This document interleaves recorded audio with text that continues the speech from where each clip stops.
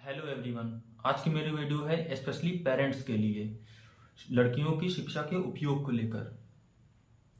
मैंने अपने आसपास ऑब्जर्व किया और ये पाया कि गांव में लगभग 80 to 90% प्लस और शहरों में शायद ही ऐसा हो रहा हो, लेकिन अगर कहीं पर भी ऐसा हो रहा है शिक्षा को लेकर तो मेरी ये वीडियो उनके लिए है। किसी भी घर में अगर ऐसा हो रहा है तो मेरी ये वीडियो उनके लिए है कि जब एक लड़की को शिक्षित किया जाता है, उसे कॉलेज भेजा जाता है, तो इस एक्सपेक्टेशन के साथ भेजा जाता है कि मेरी लड़की बड़ी होगी तो ये बनेगी, वो बनेगी, कलेक्टर बनेगी, डॉक्टर बनेगी, तो मेरा नाम रोशन होगा। जैसा भी हो वो अपना भविष्य उज्जवल रखेगी। लेकिन धीरे धीरे जैसे ही लड़की बड़ी होती जाती है एक्सपेक्टेशंस चेंज होती जाती हैं। अधिकतर गांव में तो ऐसा हो रहा है कि लड़की को इसलिए शिक्षित नहीं किया जा रहा है कि वो बड़ी होकर शिक्षा ग्रहण करके अपने किसी लक्ष्य को प्राप्त करेगी और जीवन में सक्सेस को अचीव करेगी, बल्कि इसलिए शिक्षित किया जा रहा है, यह उद्देश्य होता है कि लड़की अगर पढ़ लिख जाएगी तो उनके लिए अच्छा सा लड़का मिल जाएगा और उसकी शादी कर दी जाएगी। इससे क्या होगा?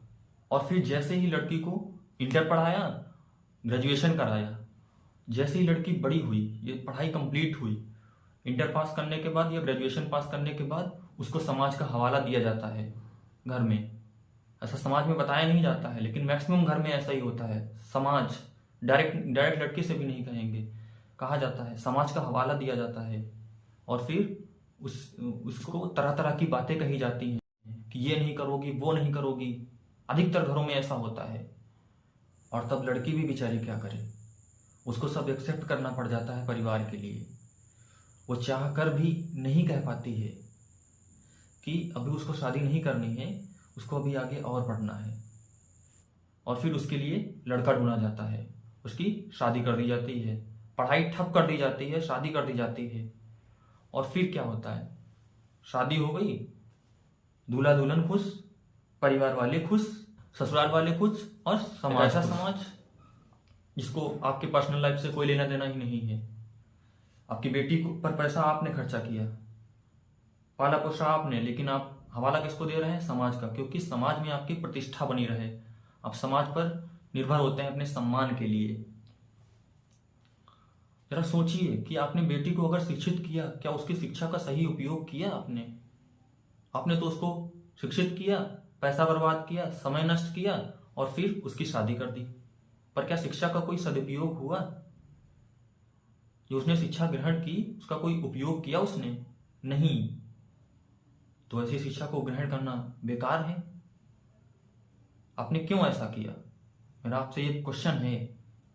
पर जरा सोचिए कि अगर बचपन से ही लड़की को इसलिए शिक्षित किया जाए, इस उद्देश्य से शिक्षित किया जाए, जैसे ही वह समझदार हो जाए उसको इस उद्देश्य से शिक्षित किया जाए कि बड़ी होकर इसको इस काबिल बनाना है कि वो किसी लक्ष्य को प्राप्त कर सके, सक्सेस हो सके, तब मैं उसकी शादी करूंगा।